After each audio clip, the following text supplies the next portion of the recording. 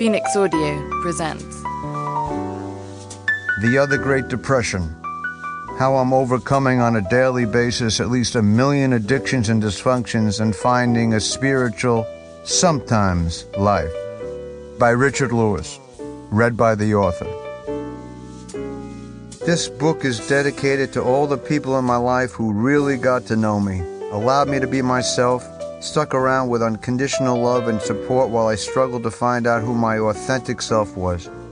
But mostly, it's to those angels who didn't fly away when I was soulless, hopeless, and ruled by booze during my maddening, self-centered, intoxicated, dark days.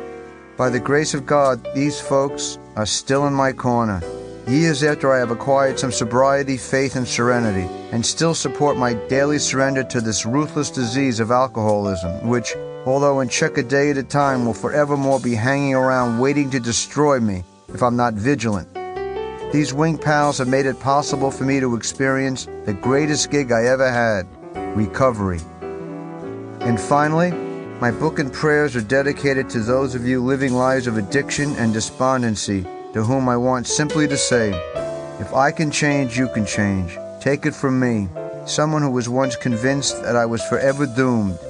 Miracles are out there for the sickest of the sick. Life can actually become precious. What a concept, huh? Prologue. Roswell, New Mexico, 1947. Fade in.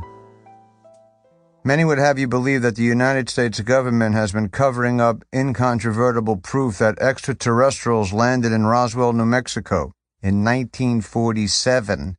And the thing that bothers me the most about this possible cover-up is not my fascination with UFOs, but the fact that that was the year I was born, and that I have no proof or documentation of precisely when I allegedly came out of my mother's womb.